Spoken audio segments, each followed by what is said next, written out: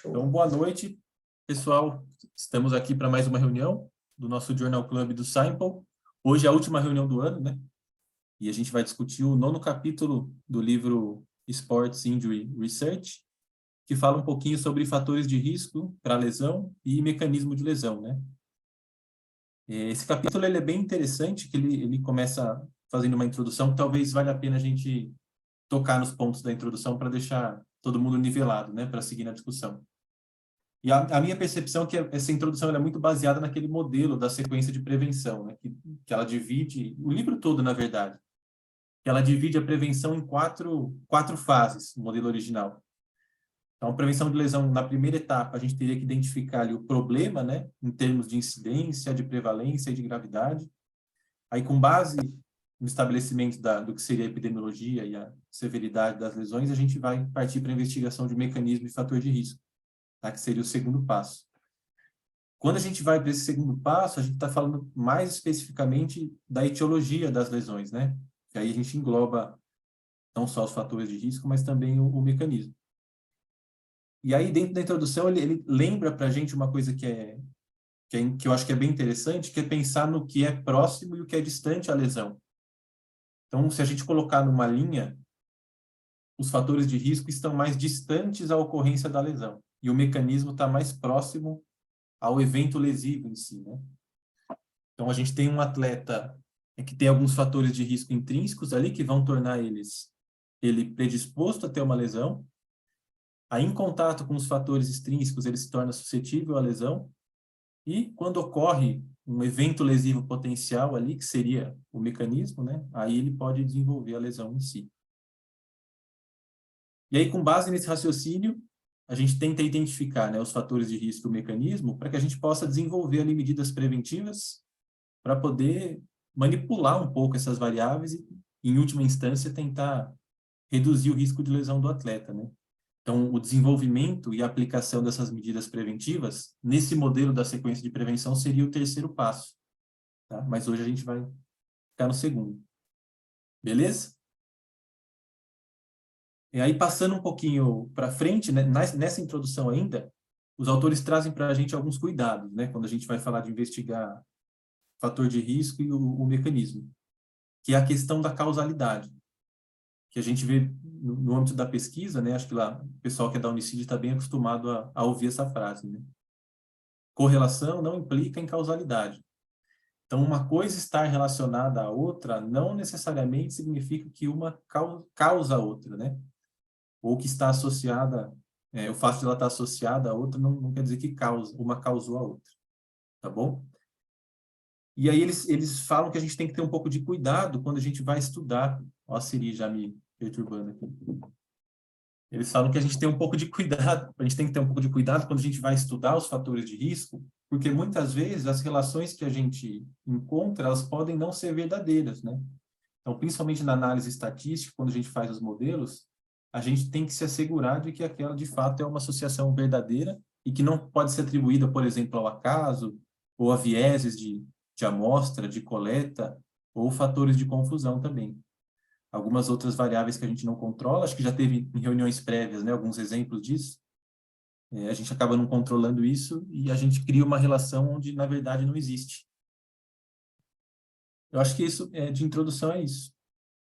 Alguma coisa para complementar? Vocês lembrem aí? Marcela, Vitor, se quiserem também abrir o áudio aí, fiquem à vontade.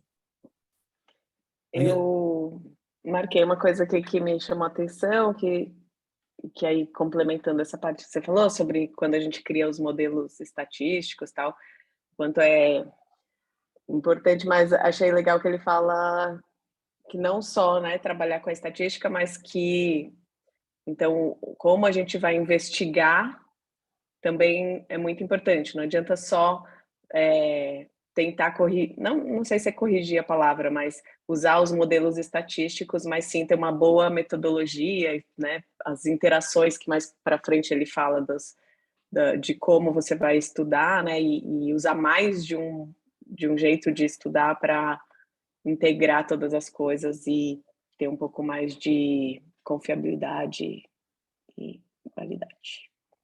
Isso mesmo.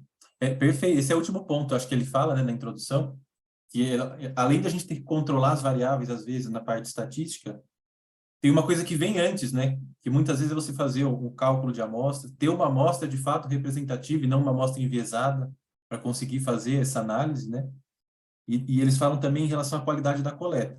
Então, tanto em relação ao método, e mais para frente a gente vai comentar algumas coisas, de pensar como você vai coletar os dados, mas também, não só no instrumento, né? Mas na qualidade da coleta também.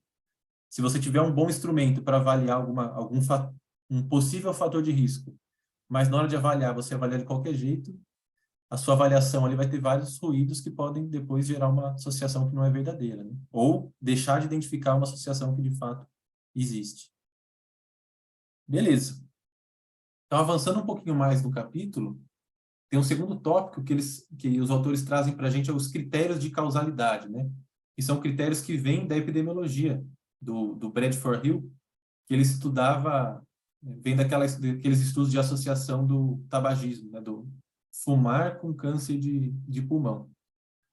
E aí eles colocam esses critérios para tentar mostrar a força, ou talvez a força da relação causal entre um determinado fator de risco, exposição, e a ocorrência de uma doença ou de uma lesão, né? Se a gente for extrapolar para o nosso objeto de estudo, que são as lesões no esporte. Aí talvez a gente possa começar a falar um pouquinho de cada um desses critérios. Eu acho que assim, a gente discutiu um pouco isso na reunião anterior, e vale a pena a gente falar, né? A noção de causalidade, eu acho que varia muito da área, de área para área. A gente até discutiu um pouco isso. E esses critérios esses critérios de Hill, eles são bem conhecidos na área epidemiológica, mas hoje a gente já tem visões de causalidade que são um pouquinho mais avançadas do que essa, né?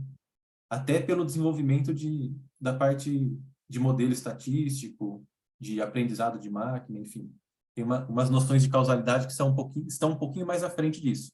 Mas o que a gente mais vê, né, na epidemiologia são esses critérios ainda. E muitas vezes o que acontece, eu acho, né, que eu vejo o pessoal falando, é que eles consideram esse critério como se fossem os 9 mandamentos.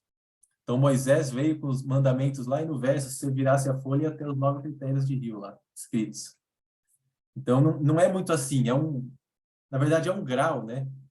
Não é que se não tiver um critério, a relação não é causal, ou se aquele critério for fracamente preenchido, a relação não é causal. Mas se você consegue ter muitos desses critérios, em tese, a relação causal ela aumenta um pouquinho, em força, né? Talvez. Em força é um dos critérios, pra vocês entenderem. Então, para a gente começar a falar um pouquinho dos critérios, o primeiro deles, né, que talvez seja a condição necessária para a gente ter uma relação causal, é a temporalidade. Então, se eu não tenho temporalidade, eu não consigo falar que A causou B, né? Se A e B coexistem no mesmo momento, eu não sei para qual direção está indo essa associação, se é de A para B ou de B para A, né? Mas quando você tem o tempo aí no meio, primeiro você observou uma coisa e depois outra, então o tempo mostra para a gente a direcionalidade, né? Então esse talvez seja o critério na epidemiologia mais forte, assim. A gente sempre fala, para você investigar risco, para falar de causa, você necessariamente tem que ter um estudo prospectivo, né, de acompanhamento, tem que ter a temporalidade envolvida, um estudo de coorte. Beleza? E o segundo critério, alguém quer falar aí? Vou ficar no monólogo aqui. Então eu vou falando, tá bom? Mas se vocês quiserem complementar ou tirar alguma dúvida aí, vocês me falam. O segundo critério é a força, né? Então, além de eu ter essa direcionalidade, a temporalidade envolvida, tem a magnitude do efeito que eu observo. Então, o quanto uma variável influencia a lesão. Dá para eu medir essa magnitude de influência, né? Isso seria a força da relação. Quanto maior é a força, quanto maior é a magnitude da influência, né? Maior é a força, teoricamente, maior é a causalidade, ou a relação causal existente entre a variável e a ocorrência da lesão. Esse seria o segundo critério. O terceiro seria a existência de uma relação dose-resposta. Então, talvez quanto mais eu tenho aquele fator, ou quanto mais, não sei se posso falar, quanto mais grave aquele fator, enfim, maior é o efeito que eu observo, né? Ou maior é o risco de lesão. Entende? Não sei se dá para pegar isso. Porque, assim, talvez fique mais claro pensando numa intervenção. Então, quanto mais eu faço um exercício, mais protegido eu estou da lesão. Dá para ver essa relação. E algumas intervenções baseadas em exercício, a gente tem esse efeito, né? O nórdico, aquele exercício nórdico, por exemplo, na reunião semana passada a gente até falou. Tem revisão sistemática que mostra que tem um efeito dose e resposta do nórdico. Quanto mais você faz de repetição, é claro que não é infinito, né? Mas quanto mais você faz, teoricamente, maior é a magnitude da redução do risco de lesão.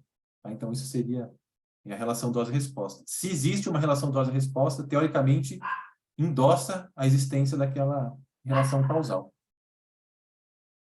Quarto fator seria consistência, que, na verdade, diz respeito à reprodutibilidade, né, da ciência. Então, se eu encontrei uma relação no estudo X, se eu replicar e encontrar no Y, no Z e por aí vai, isso aumenta um pouquinho também a força daquela relação, né? Parece que, de fato, existe causalidade, pelo menos em um certo grau, entre uma certa variável e a ocorrência da lesão. Ele cita até, por exemplo, as lesões prévias, né? Que não só em um esporte, mas em vários esportes, esse fator de risco ele foi comprovado. Então, mostra aí a consistência. Acho que é o mais claro, né? Que a gente pode falar é a lesão prévia, porque vários esportes e vários estudos diferentes mostrou isso. Boa. E esse eu acho que talvez seja o exemplo perfeito, porque às vezes eles provavelmente aconteceu, né? Eles mostraram que lesão prévia era um fator de risco em uma modalidade, aí começa a ter um monte de estudo dentro daquela mesma modalidade, depois em outras modalidades, aí tudo está culminando para o mesmo resultado, né? Então parece que isso aumenta a força da relação causal. Tudo bem? A gente estava na consistência, né? Agora a gente vai para o quinto, plausibilidade. Eu entendo plausibilidade, né? O pessoal fala de plausibilidade biológica. Eu entendo plausibilidade muito com a ideia de coerência, né? Então parece que uma coisa tá ligada na outra. Mas a plausibilidade, não sei se vocês veem diferente, para mim dá aquela ideia de que existe algo mecanístico por trás, algo que explique do ponto de vista mecanístico a ocorrência da lesão. Então, se o atleta tem, por exemplo, sei lá, uma restrição de amplitude de movimento, ele vai sobrecarregar uma articulação X ou Y, vai dificultar um movimento, e a falta desse movimento pode aumentar a chance de ele, sei lá, torcer o tornozelo, ou ter uma sobrecarga no joelho, e por aí vai. Então, mas nem sempre que é plausível, de fato, a relação existe, tá? O fato de ser plausível não garante que a relação vai existir. Mas, em tese, ela endossa ou aumenta a chance, ou faz você pensar, pelo menos, o que você vai estudar. Tá? Se não tem nem plausibilidade para aquilo, como é que você vai tirar da cartola? O encravada aumenta o risco de infarto, entendeu? Então, tem que existir um racional teórico por trás daquilo.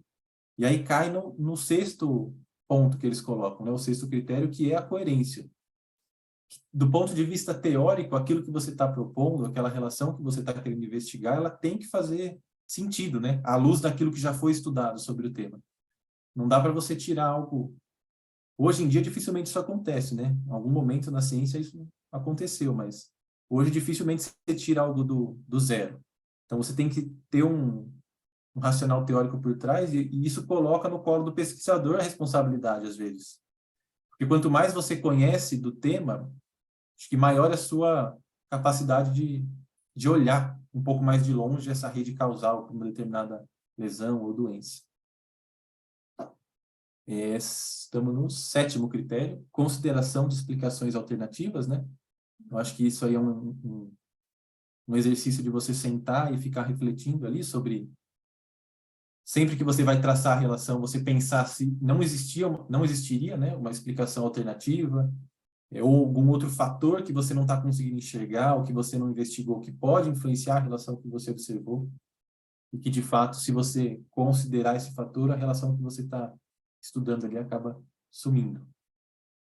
Esse é o momento que você está escrevendo a sua discussão, e aí você tem que explicar o porquê, talvez, daqueles resultados, né? Aquele momento que você reflete, escreve, reescreve, toma pau pra caramba do orientador, Sim. aí volta e manda de novo, e pensa de novo.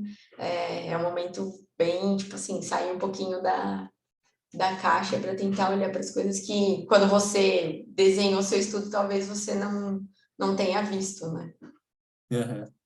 Eu acho que a parte mais, talvez, legal da ciência, mais fiel da ciência, assim, né? Do que é ser um cientista, eu acho que essa é a hora que a gente mostra mesmo o que é ser um cientista. E aí você vai ter que, às vezes, conversar vai para o congresso, que o Luiz fala, né? Vai para o congresso e discute com um, discute com outro, para você, de fato, tentar pensar cobrir todos os lados, né? Pensar em todas as possíveis explicações para aquilo. Ele sempre comenta que aquele estudo do Go Nakaoka lá, do Acute Chronic Workload Ratio lá, eles foram em 2 congressos tal, e aí discutiram com os caras que estudam isso para ver que ia fazer essa discussão, e foi publicado na Sports Medicine. Então, assim, demorou, mas foi uma bela discussão ali, e acho que todo mundo meio que curtiu, e eles abordam vários pontos diferentes sobre esse mecanismo. Sim. E é legal, porque aí você vê que emplacou o artigo numa baita revista, né? Às vezes você fica preso no seu mundo, sozinho ali, escreve uma discussão marromeno, publica o artigo numa revista que talvez não fosse tão legal. Penúltimo critério, que eles falam é o experimento, né? Que é você, não sei se é de fato testar aquilo, não sei se é nesse sentido que eles colocam.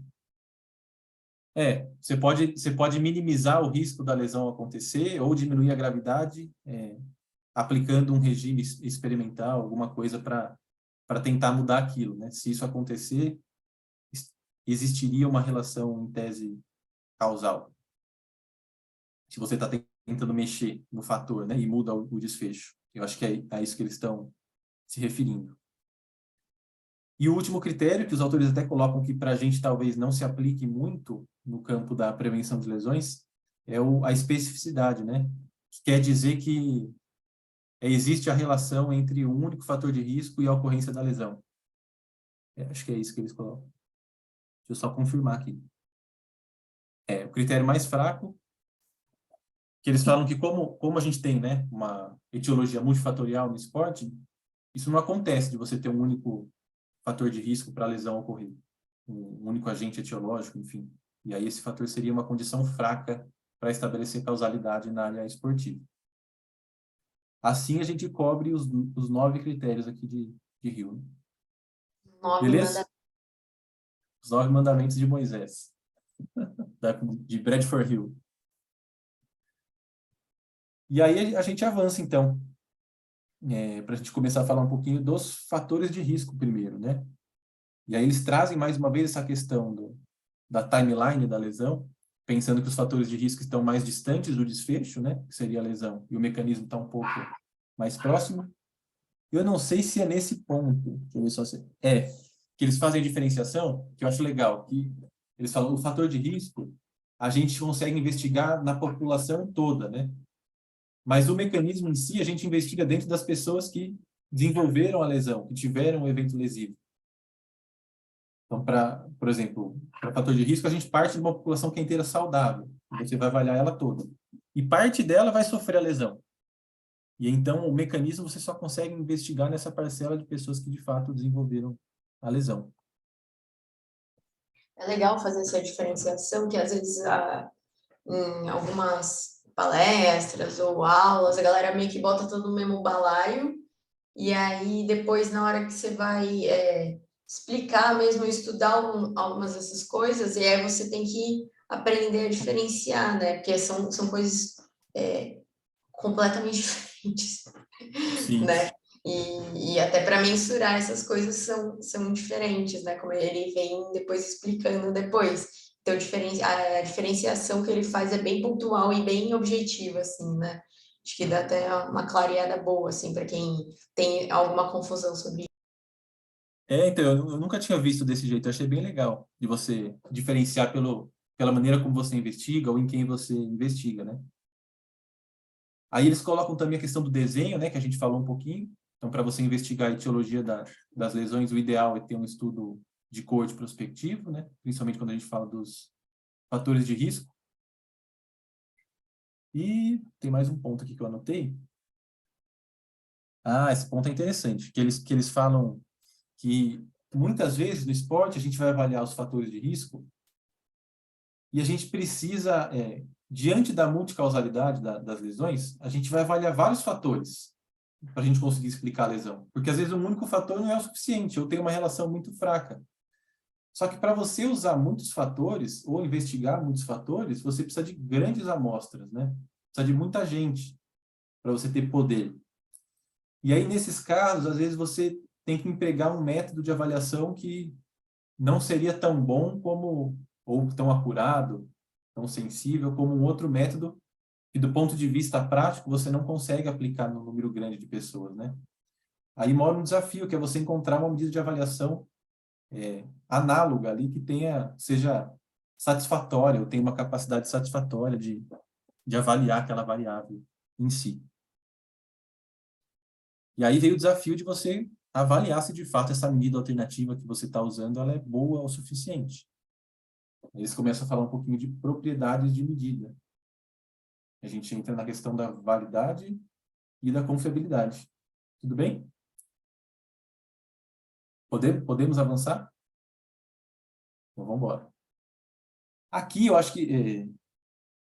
não sei, se a gente pegar o COSBIN é uma organização que organiza, estudos de propriedade de medida, avaliação de propriedade de medida, propõe as recomendações de conduzir revisão, ou quais são os construtos, as propriedades de medida de fato que você vai avaliar, né? Eles trazem algumas coisas diferentes do que os autores trouxeram aqui, tá? Mas eu vou tentar falar da maneira como os autores trouxeram no capítulo, e se couber algum ponto, eu coloco de forma complementar. Quando a gente fala de validade do método, a validade diz respeito ao grau, eles colocam o grau em que o estudo suporta as conclusões advindas dos resultados, né? Se a gente pensar na epidemiologia em si. Mas validade, se a gente pensar na propriedade de medida em si, seria, de forma simples, se o método mede aquilo que de fato ele se propõe a medir. Então, se eu crio uma medida, sei lá, eu quero mensurar satisfação. Será que aquela métrica que eu estou usando mede de fato satisfação? E para eu conseguir julgar isso, tem alguns critérios que eu vou usar, ou alguns tipos de validade que eu vou usar, né? Então, a primeira tipo de validade que eles colocam é a validade de face, tá? Que eles definem até como se o teste mede aquilo que se propõe, meio que análogo ao que a validade em si, como a validade em si é definida, né? A validade de face, ela é um pedaço da validade de conteúdo, na verdade, pelo COSMIN. E aqui eles colocam ao contrário, mas enfim, isso é um detalhe, tá? Então, eles falam que a validade de face seria se o teste mede aquilo que ele se propõe, mas pelo COSMIN seriam se os itens refletem o construto de interesse. Para não gerar confusão, acho que vale a pena a gente diferenciar o que é uma variável que é diretamente observável, algo que eu vejo de fato, e ele até fala, né? Por exemplo, altura, idade, peso, é tudo algo que você observa diretamente, é auditável. Se o cara sobe na balança, eu vejo quanto deu. Eu ponho a régua ou uma fita métrica, eu vejo o valor que deu da altura. Mas, por exemplo, se eu quero medir satisfação, como é que eu meço satisfação? Eu tenho uma régua para medir satisfação que é diretamente observável? Eu não tenho, porque a satisfação mora dentro de mim. Só que eu tenho que criar uma régua para tentar chegar na satisfação. Dá para entender ou fica muito confuso? E geralmente a gente faz isso por meio de... A gente faz isso por meio de questionário, por exemplo, né? Aí você tem que criar várias perguntas ali que possam mensurar essa satisfação. Mas, às vezes, a satisfação com um produto é diferente da satisfação com um restaurante. Você vai criar regras diferentes para medir satisfação. Mas, por exemplo, se eu quero a minha satisfação com o amaciante que eu uso, vai ser determinado se deixa a minha roupa cheirosa, se não é tão caro, se eu tenho que usar em pouca quantidade. E, a partir disso, vai emergir minha satisfação. Agora, com um restaurante, não faz sentido eu medir essas mesmas coisas para chegar na satisfação. Eu vou medir outras coisas. Se o prato era caro, se era bom, se demorou para chegar o prato na mesa, enfim. Então, eu construo a satisfação a partir de outras variáveis. E essas variáveis em si, aí essas eu consigo observar. Beleza? Esses conceitos de validade de face e validade de conteúdo, eles se aplicam muito a essa questão de construto, né? Quando eu não consigo, de fato, observar diretamente a variável, como idade, altura, peso, enfim. E eles são conceitos mais qualitativos de serem avaliados. Então, você vai investigar, você vai falar com o pesquisador, pô, Pamela, você acha que essa escala que eu criei aqui, ela mede satisfação mesmo? Aí você aplica no paciente. O paciente responde, pô, essa escala mede satisfação? Você acha que esses itens que eu coloquei aqui estão condizentes com o que você considera para tomar a decisão se você está satisfeito ou não com alguma coisa, enfim. Mas se eu quero medir amplitude de movimento, a validade de conteúdo de face é mais fácil de você estabelecer, porque você está medindo amplitude de movimento. É a amplitude de movimento que você quer ver. Você está medindo idade em anos, mas é a idade que você quer ver. Entende? É meio, sei lá como explicar isso, é meio doido. Mas eu acho que eu me fiz entender, né? Vamos avançar. Ficou ótima essa explicação, bem melhor que a do texto, inclusive. Vamos para a validade de construto, então, né? E os autores falam da questão da correspondência entre o achado do teste e a teoria. A validade de construto, se a gente for falar nas escalas em si, quando eu tenho sei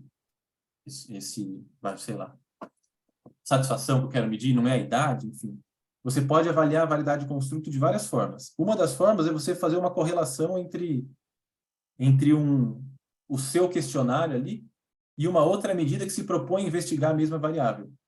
Tá? Seria uma das formas de ver a validade de construto. E a validade de critério é a mesma coisa, só que eu comparo com o padrão ouro. Tá? Uma das formas de fazer a validade de critério é a validade concorrente, né? Que você vê a correlação do seu método com o método considerado padrão ouro. Só que o que acontece é que muitas vezes você não tem um padrão ouro estabelecido. E aí você vai voltar lá para a validade de construto. Aí você compara com outro método que não é o padrão ouro, né? Uma das formas de avaliar. Tá? E a última coisa que eles... meio que o que a gente mais vê, né? Que é, como não tem o padrão ouro, a gente usa, às vezes, a gente no grupo não fez muito isso de validar questionários, mas outros grupos fazem bastante isso. E aí eles usam um questionário que já é validado, que tem boas propriedades de medida, e aí eles mensuram meio que 2 vezes a mesma coisa para poder validar e depois fazer a comparação entre esses 2 questionários para ver se seria tão bom quanto e as outras propriedades de medidas, né? É o que mais a gente vê, porque às vezes também o padrão ouro ele existe, mas ele é muito caro, ele não é viável, né? Então a gente tem que talvez usar essas outras opções. Sim. E é legal isso, porque talvez o pessoal fique muito abstrato, ou muito, sei lá, está muito uma linguagem muito metodológica que a gente está falando. Mas pensem, por exemplo, depressão. Depressão, tem vários questionários que medem depressão. Tem o Beck, tem Hamilton, tem vários que medem depressão. Por que tem várias escalas que medem depressão? Tipo, se eu pegar uma régua para medir a altura de alguém, eu vou ter 2 réguas de marcas diferentes, mas elas são iguais, elas medem a mesma coisa. Mas a escala de depressão, como é um construto, às vezes as perguntas são diferentes e elas captam partes diferentes do que é a depressão enquanto fenômeno. Entendeu? Aí você consegue fazer uma correlação de um instrumento com o outro. Às vezes vai ter uma correlação alta, mas não quer dizer que um avalie a mesma coisa. Pode ser que os 2 questionários captem partes diferentes do que é a depressão enquanto fenômeno, né? Isso é muito doido, mas é bem interessante. E, por fim, tem a validade preditiva, né? Dentro da validade de critério. Que aí eles trazem para a gente a questão das medidas também, acho que nesse ponto, né? De sensibilidade, especificidade, valor preditivo e as razões de verossimilhança. Beleza, pessoal? Dúvidas aí? Marcela, Vitor?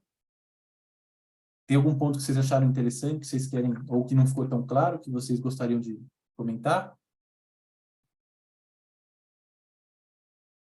Beleza. Então vamos avançando. Tá Então. ótimo, Luiz. Minha internet está muito ruim. Às vezes que eu tentei não deu certo. Abri Não, o tranquilo. microfone aqui. Mas as suas explicações estão ajudando bastante para olhar, né, com mais clareza para as coisas. Então, obrigada. Imagina, mas se tiver alguma dúvida que não der para falar e quiser escrever no chat, põe aí que a gente vai respondendo também. Tranquilo. Hugo, vai lá, Hugo. Eu nem falei só da Marcela e do Victor, mas pelo amor de Deus, você é de casa já também. Manda aí. Tranquilo. Tá conseguindo me ouvir? Tô. Fala, cara. Quando você fala dos questionários, tem vários para depressão e tudo mais, se for colocar aplicabilidade no grupo, vocês têm construtos que vocês medem constantemente, certo? Tipo, na parte do corredor, eu acho que você não vai ver a satisfação do corredor, mas você vai ver, fugiu a palavra, não é vontade, mas ajuda aí. A motivação, talvez. Motivação. Uhum. Isso. Aí, na parte da motivação, vocês já encontraram tipo, um questionário que vocês não titubeiam na hora de usar ou ainda tem essa variabilidade como na depressão que você usou? Eu sei que eu estou fugindo um pouco do capítulo, mas é que eu estou usando uma coisa para a prática, que eu acho que Não, sim, talvez tranquilo. Pamela, você sabe, o Caio fez o estudo do aquele running motive, né? Isso.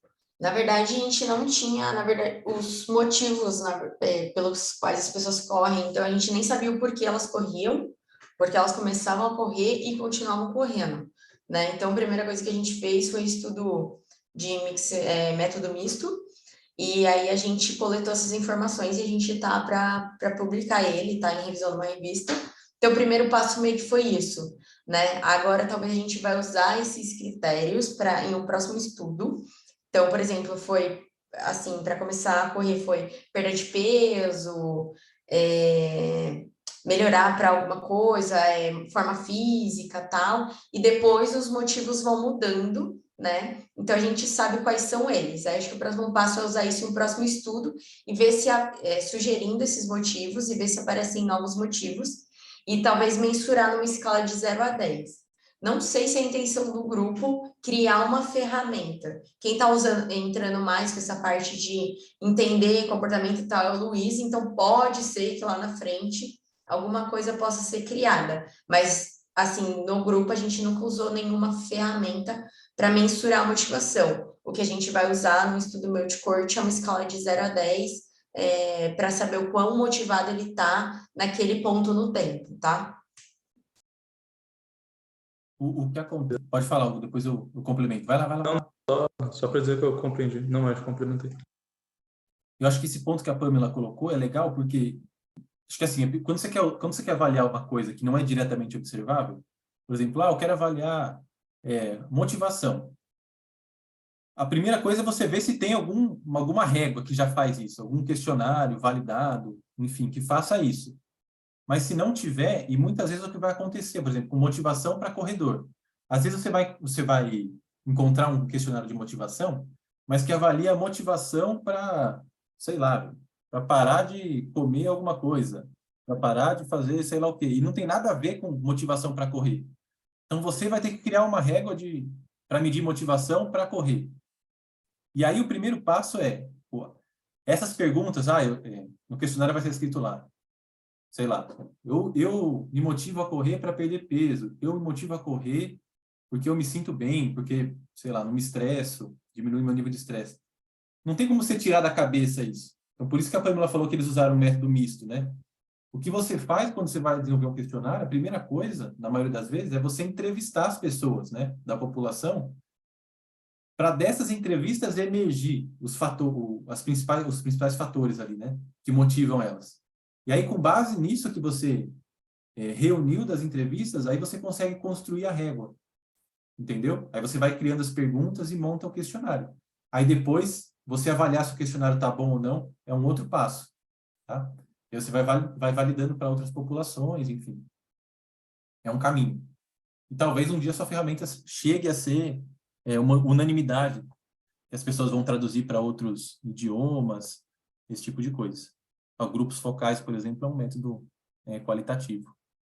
Beleza? Esse método que a gente usou, a gente fala método misto, mas foi através de perguntas abertas, então foi o questionário, a gente não chegou a fazer nesse estudo o grupo focal, né? Mas o desenvolvimento do Running Tree foi através de grupos focais, né? Que é um método qualitativo, puro e tal.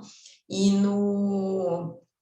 quando eles investigaram os facilitadores e barreiras do processo de desenvolvimento de um programa de prevenção, aí foi através de entrevistas semi-estruturadas, né? Então, assim, às vezes falam, mas vocês são muito do quantitativo e tal, mas não, a gente sempre tem questões abertas, onde a gente traz esses temas e também a gente está fazendo bastante estudo qualitativo aqui no grupo, né? Porque a opinião, entender o que esse pessoal, né, que a gente estuda e quer ajudar, o que eles pensam, o que eles acham, né?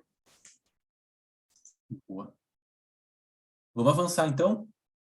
Vamos passar, a gente falou da validade, né? Vamos falar um pouquinho de confiabilidade. Que seria ali, talvez de forma simples, se eu consigo ter uma uniformidade das medidas, né? Ou produzir as medidas de forma consistente. Seja quando eu estou medindo a mesma pessoa em 2 momentos diferentes, né? Se eu estou fazendo avaliação, eu fazendo avaliação da pessoa e um outro examinador fazendo avaliação da pessoa, que seria confiabilidade interexaminador, ou intra, né? Eu fazendo na mesma pessoa em 2 momentos diferentes. Ou se eu quero que a pessoa responda em 2 momentos e eu vou fazer um teste e reteste, tá? Tem diferentes maneiras de eu avaliar confiabilidade. E aí os autores começam a descrever para a gente medidas, tá? De confiabilidade. Acho que não cabe, nem o capítulo faz isso de entrar a fundo em cada uma das medidas, mas entendam que cada uma tem uma aplicação específica. Então, tem a probabilidade conjunta de concordância, o CAPA. O CAPA é um aperfeiçoamento dessa primeira medida. Depois tem os coeficientes de correlação, o ICC, né, que é o coeficiente de correlação entre a classe, e esse limite de concordância que eu também não conhecia. Tá? Mas tem diferentes maneiras de você medir as confiabilidades. E os diferentes tipos de confiabilidade, às vezes, são medidos por métricas diferentes também. Beleza? Vocês estão me ouvindo aí ou eu caí? Deu uma travada aqui para mim. Boa. Podemos avançar? Vocês querem entrar nesse... Acho que não cabe muito entrar nos coeficientes, capa, essas coisas assim. Eu acho Eles falam que um pouco não também, ia né? ficar muito maçante, né? Talvez muito metodológico. E talvez igual, eu nunca fiz nenhum estudo de propriedade medida ou que usou muito esses fatores. Então, assim, eu sei o básico, né? Eu acho que a gente vai mais a fundo, assim, quando vai fazer um estudo mais metodológico e mensurar de fato essas coisas. Que aí tem uma galera lá que anda com o Cosmin quase embaixo do braço, cara. Se fala alguma coisa desses fatores, a galera já lança assim, O cara Cosmin, truca não, já. tá errado, cara. O Cosmin na linha tal, parágrafo tal. Eu tenho uma galera que manja muito lá, mas já fizeram bastante estudo de propriedade de medida, por exemplo. Sim. Talvez para quem é o clínico, né? Você não precisa nem se apegar muito às medidas, mas geralmente no artigo vem descrito como você interpreta os valores, né? Então, para você ver se aquilo é bom, se é mais ou menos, se é ruim, é importante vocês terem essa ideia do que seria um valor bom, e aí vocês fazem a correlação ali com o valor que foi encontrado ou reportado no estudo, para ver se vocês confiam ou não naquela medida ou naquele instrumento. Então, vamos avançar para o último tópico, acho que de discussão, que agora a gente começa a falar do que está mais próximo da lesão, que é o mecanismo, né? E aí, o que os autores trazem para a gente são, principalmente, os diferentes métodos que são utilizados para a investigação de mecanismo de lesão. O primeiro deles é entrevista, né? Que talvez seja um dos métodos mais simples, mais fáceis de você pegar o indivíduo que teve a lesão ali e pedir para ele descrever para você o que aconteceu com ele no momento da lesão, o que estava acontecendo. Qual que seria a dificuldade ou talvez a limitação desse método? O que vocês pensam aí? Alguém? Talvez o viés de memória, né, desse cara, como que ele lembra aí dessa lesão, como que ela ocorreu, ou talvez, por exemplo, a gente pega por questionário no nosso grupo de pesquisa. Aí tem cara que vai descrever lindamente a lesão. Então, você vai conseguir determinar e avaliando, através de outros questionários que a gente pode citar depois, que hoje a gente usa bastante para descrever mecanismo, modo de início de lesão nos estudos, e aí você vai conseguir chegar ali num outro questionário que você vai conseguir falar mais ou menos do que foi essa lesão, né? Agora, como que ela começou, se ela foi aguda ou não, e aí você vai conseguir dar mais precisão naquele diagnóstico que você vai dar. Agora, vai ter cara que vai falar assim, eu tava correndo e caí. Tipo, como caiu? Ele não fala a região, mais ou menos, que tá lesionada, então você vai dar um diagnóstico, mas mais abrangente, talvez, então não vai ser tão acurado, né? Então, viés de memória, acho que é a coisa aí que pega mais. Para mim, o que vem na cabeça é o viés de memória também. O cara ele só vai lembrar de parte de um recorte do que de fato aconteceu, né? E geralmente é aquilo que mais marcou ele. E todo o resto ele esquece. Então você não vai conseguir ter a figura do todo. E aí o que acontece muitas vezes é que você acaba direcionando o cara.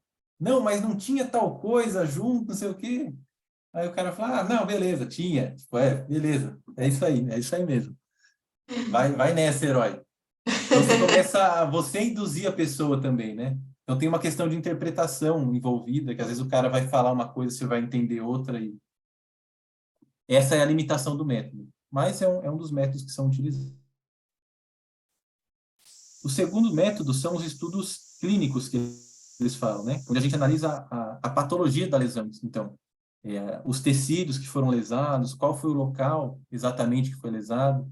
Então, basicamente, aqui é resumido os métodos, os exames de imagem, né? Que eles falam de usar um raio-x, um ultrassom, uma ressonância, para eu ver onde ocorreu o dano tecidual, em que direção, como foi, e com base nisso eu tento pensar no que poderia ter acontecido no corpo da pessoa, né?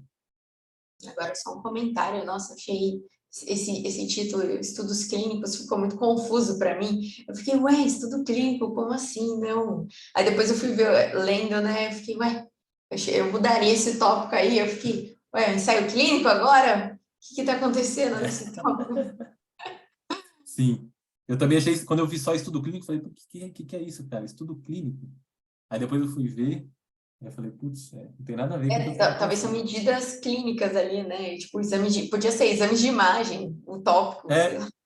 Perfeito, podia ser. Seria Tipo, muito claro, assim, você ia bater nesse, uma puta, uma TC lá, cara. Sim, não ia ter confusão. Bom, terceiro método, análise de vídeo, tá? Que é mais confiável do que a entrevista, porque você consegue ver o que aconteceu de fato ali. E aí a única crítica, ou as críticas ao método que eles colocam para a gente ter cuidado, é em relação a muitas vezes a qualidade do vídeo, né? Ou aos erros de medida da análise cinemática que muitas vezes é feito dentro do vídeo, ou com base no vídeo, tá? Às vezes o vídeo não é de boa qualidade, você começa a colocar um monte de ângulo e medir as coisas ali, e é muito pouco confiável, né? Esse tipo de avaliação. E aí você acaba trazendo resultados que talvez não sejam tão legais ou enviesados. E um outro ponto interessante que eu acabei de ler, que eu anotei aqui, que eu acho legal de comentar, que eles colocam que há disparidade entre o que é a situação de jogo e o que é o laboratório. Então, muitas vezes, você pode pegar e fazer uma análise de vídeo do que aconteceu no campo, então estava sendo filmado o jogo e você viu o que aconteceu, mas você pode tentar reproduzir um mecanismo dentro de um laboratório, enfim. E você não consegue recriar uma situação de jogo onde tem um oponente, onde, sei lá, o atleta está mais ligado, tem adrenalina, tem um monte de coisa envolvida que no laboratório ali não vai ter, né? Então tem essa dificuldade também. E tem a questão, tem uma parte que eles falam até da questão antiética, né? Lesões durante estudos biomecânicos.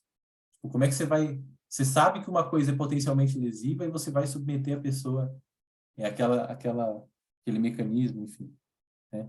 Então é raro de você encontrar lesão durante o estudo, mas quando acontece, às vezes você pode se beneficiar disso, né? Mas você não pode criar um estudo que tenha como objetivo colocar o atleta em risco ali só para você avaliar o mecanismo. Voltando um ponto para trás, que a gente pulou, o in vivo, estresse em vivo, né? Estresse em vivo. Quando eu li isso aqui, estresse em vivo, me veio na cabeça um estudo que eu li, que eu achei muito doido quando eu estava na residência ainda, que é aqueles estudos, vocês já devem ter tido contato com isso, que é a carga no ligamento cruzado anterior durante alguns exercícios. Aí você vai ler o método, o que o cara fez? Ele pegou pacientes que iam para o centro cirúrgico, que não iam operar o cruzado, e o cara, quando o médico abriu o joelho do cara, ele colocou uma cela de carga na LCA e colocou o paciente para fazer exercício dentro da sala de cirurgia, e aí ele media o estresse no ligamento cruzado. Um negócio que hoje em dia eu acho que o comitê de ética jamais aprovaria, né?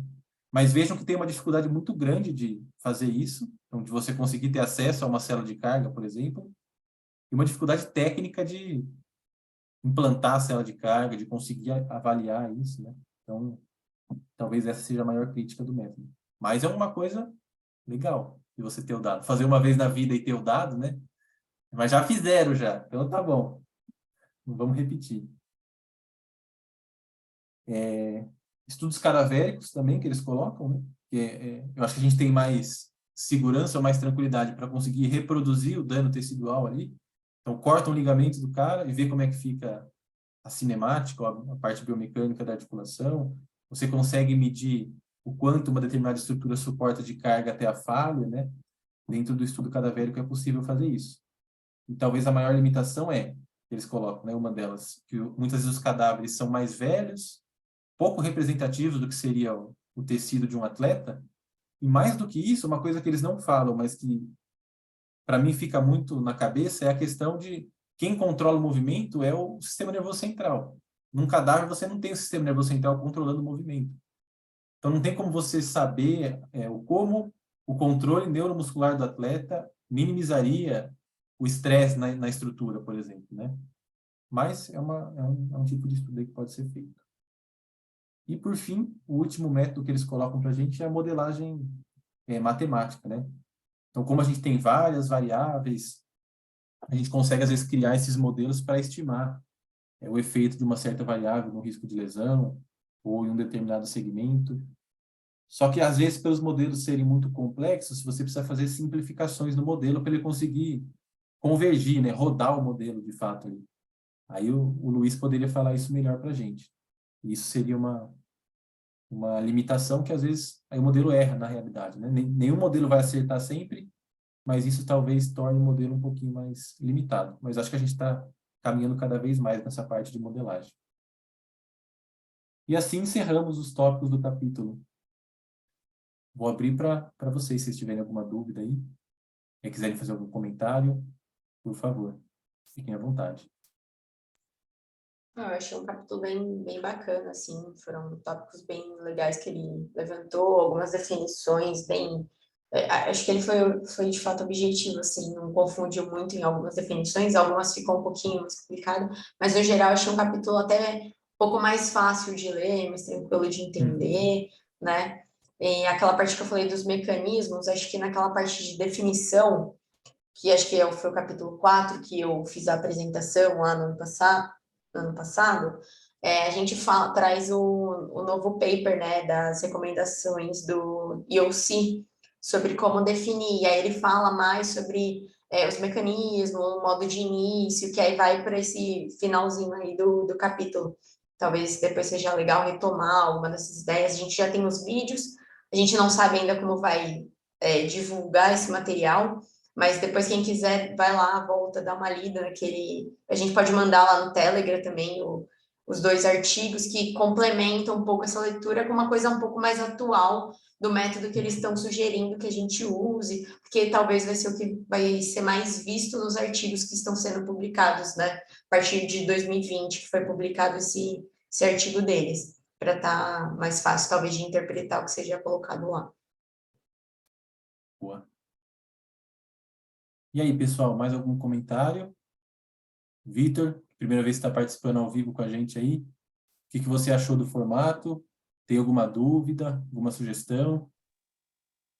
Não, eu acho que essas discussões aqui acho que são muito pertinentes, né? Eu acho que uma discussão como de hoje, por exemplo, ela mostra o quanto é difícil, o quanto a gente tem que ter responsabilidade quando vai conversar com o paciente, com o aluno, para poder identificar, poder cravar num fator, numa causa, né? Falar, o que está causando essa lesão em você é esse ponto, né? Sim. Então, dado a todos esses critérios que foram abordados, eu acredito que a gente, sabendo de tudo isso agora, tem que ter muito mais responsabilidade nessa questão, né?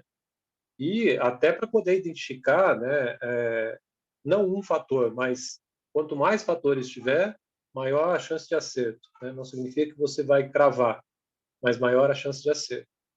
Eu vejo assim, muitas vezes a dificuldade de você identificar um fator, muitas vezes está exatamente em você não saber fazer a pergunta correta, né? Então, por exemplo, e aí por isso que a gente tem que ter uma questão importante, um questionário que abranja esses fatores de risco, né? E eu acho que essa discussão de hoje mostra exatamente que o quanto é difícil montar um questionário como esse para poder identificar, né? Para poder nos ajudar a identificar alguma coisa. Então, essas discussões, até uma evolução dela depois de um capítulo como esse, talvez, né, uma sequência de 2, 3, 4 reuniões, tentar chegar no que seria uma ferramenta mais, não vou dizer ideal, porque isso é utopia, mas uma ferramenta robusta que possa fazer com que a gente identifique essas possibilidades, né? Com os critérios que foram abordados hoje, né? E com o cuidado de tentar realmente identificar. Pode ficar gigante? Pode, mas é uma questão de ter a busca pela excelência no trabalho, né? Sim. Perfeito seu comentário, eu acho legal, porque quando a gente fala da etiologia, né, você colocou uma coisa que é importante, que às vezes, seja com um aluno ou com um paciente, o paciente traz uma relação muito clara e forte, às vezes, de um único fator com o fato de ele ter se machucado ou ter acontecido alguma coisa com ele, enfim. E, na verdade, a gente, enquanto profissional, quando você tem essa visão de que tem vários fatores e que esses fatores são de diferentes níveis, né, você acaba, às vezes, se cercando de várias formas e eu faço uma analogia que é como se você estivesse muito perto da coisa e quando você se afasta dela, você consegue ver o que está em volta. Isso. Então, você tem uma visão mais abrangente e se você consegue atacar mais esses fatores que antes você não via, que estava aqui na sua cara, você consegue, às vezes, ter um resultado melhor. Aí, o único cuidado que a gente tem que ter é que é difícil a gente saber quais são esses fatores do ponto de vista de ciência. A gente não sabe muito bem ainda quais são os fatores. Então, se a gente pegar os critérios de Rio lá, um deles é a questão da reprodutibilidade, né? Acho que ele coloca outro nome, que é consistência. Poucos fatores já foram investigados em mais de um estudo. Então, talvez um dia a gente tenha essa resposta, consiga criar uma ferramenta mais abrangente. Mas hoje ainda a gente não tá nesse ponto, né? Sim. Por um lado é bom porque motiva a gente a estudar mais. Agora, para o clínico é ruim, verdade. porque ele acaba ficando sem uma resposta, né? Para o hoje. Tá? Mas eu acho que é legal ter esse senso crítico mesmo. Obrigado, Legal. viu, Vitor, pelo seu comentário. Imagina, Boa. eu que agradeço. Também Eu pegando acho que...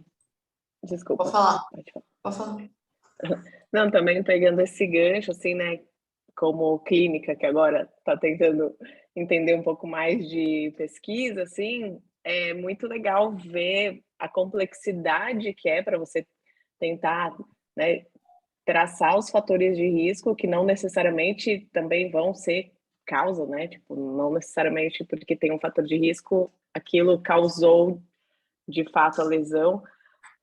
Então, você entender a dificuldade, a complexidade para chegar nesses fatores de risco é justamente isso que o Vitor falou, de traz mais responsabilidade quando você está na clínica para não cravar coisas, porque a gente fica nessa ânsia, né, nós como físios e os próprios pacientes de tentar achar a causa, né? E aí, ver quanto é complexo traz também uma segurança para a gente falar, ó, não é tão simples assim, né? Se nem quem está ali na pesquisa todos os dias não consegue, para a gente, então, menos ainda. Assim. Então, e acho que a Marcela colocou alguma coisa aqui, que eu vou ler, que também foi uma frase logo no começo que me chamou bem a atenção.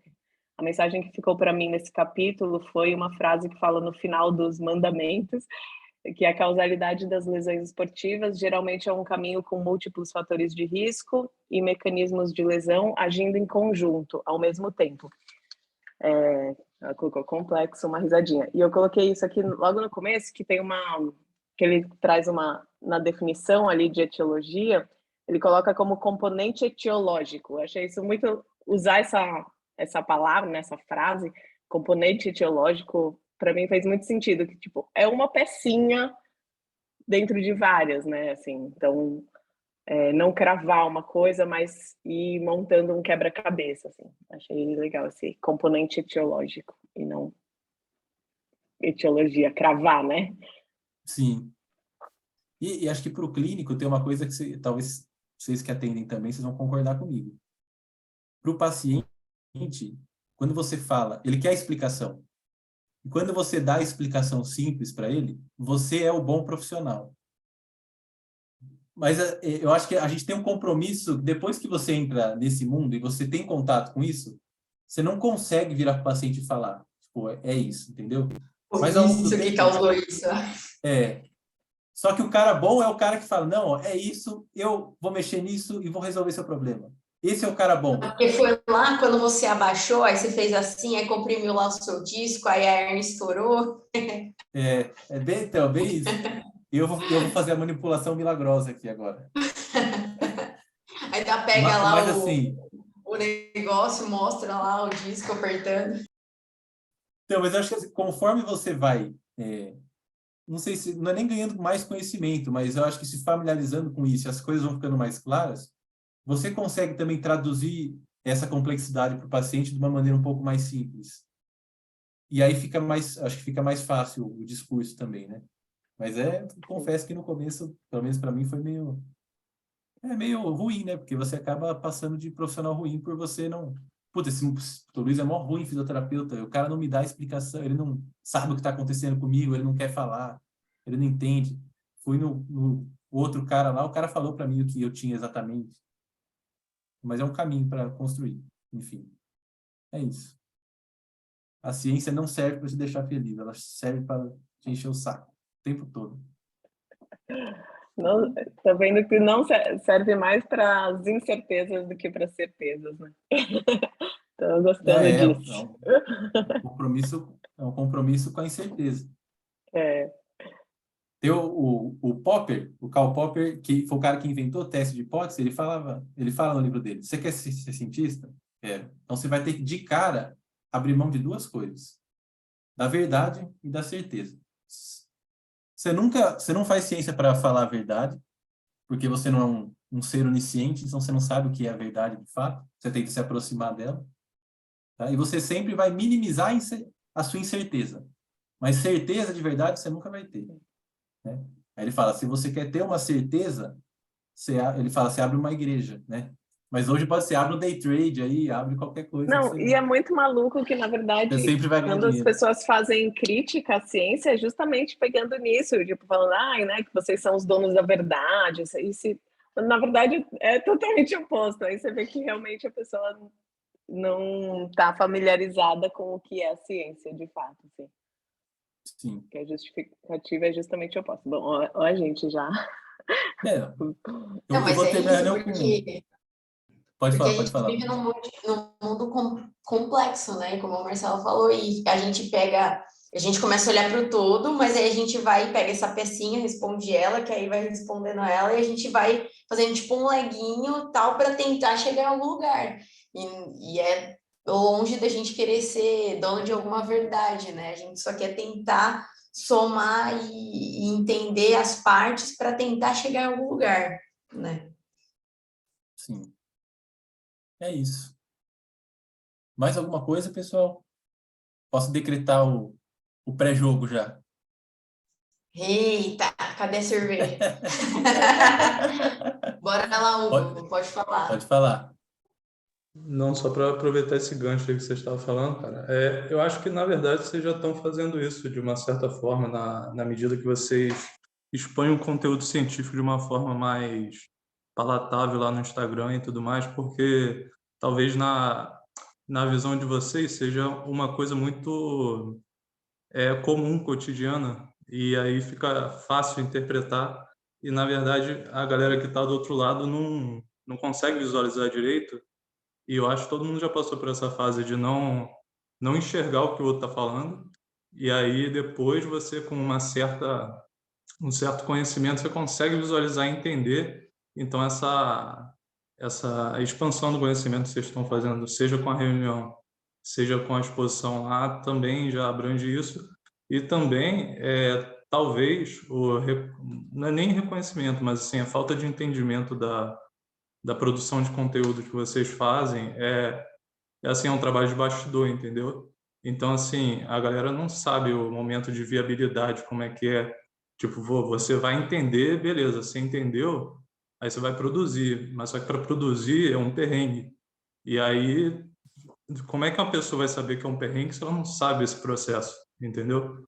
Aí eu acho bem interessante essas discussões assim que vão trazendo, óbvio que comparado a um conteúdo de mainstream, isso daqui é pequeno, mas não é, vamos dizer assim, não é pirotécnico, não é uma coisa que vai atrair uma grande massa de início, mas eu acho que de início, assim, para quem está interessado, eu acho que é uma porta interessante, e como é a última reunião, até aproveito o momento aí para agradecer a abertura. Pô, brigadão. Obrigado aí Valeu. pelo feedback. E só para deixar claro, é a última do ano, hein? Ano que vem a gente volta com força. Com fé em Deus, Hexa. Boa. Mas Então, a brigadão, gente eu acho que tem... é isso. Não é bom A ouvir, gente... assim, também, de quem está de fora e de quem vem acompanhando há bastante tempo a gente, assim, e tá gostando, continua um cara fiel aí com a gente, e sempre dando as suas opiniões, não sobre os conteúdos que a gente discute, mas como a gente tem tocado isso, e esse feedback é meio que uma energia para a gente continuar esse trabalho aí. A ideia é a gente vir com mais força ainda no ano que vem. A gente vai ter uma aluna aí de mestrado, tocando um projetão aí relacionado ao Journal Club e tal, então tá bem bacana aí os planos. Aí sim, hein? Boa, Grande brigadão, Ana, viu, Hugo? pô. Vai ser top. Pessoal, algum comentário a mais? Já vou colocar minha camiseta do Brasil, já. Eita, o bicho tá empolgado, hein? Espero não Ó, decepcionar. o bolão, temos que fazer. Menos de 3 eu nem comemoro. Foto de Obrigado. encerramento? Print de encerramento, é isso? Meu Deus. Boa. Abre Você aí a faz aí? câmera, Marcela.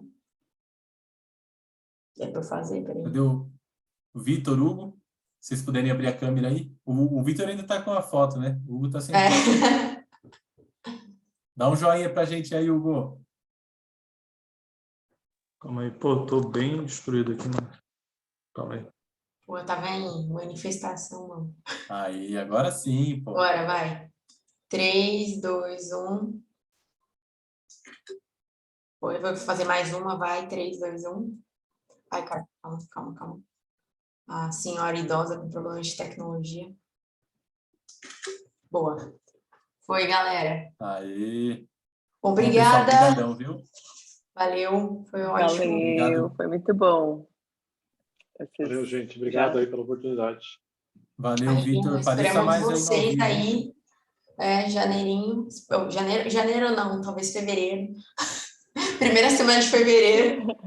Vamos com calma. Pós-graduando não Vamos tem organizar. férias, mas fevereiro a gente provavelmente vai ser deadline aí pra gente voltar. Boa. Boa. Valeu, pessoal. Boa noite. Valeu, Valeu, boa gente. noite. Boa noite. Tchau, tchau. Tchau.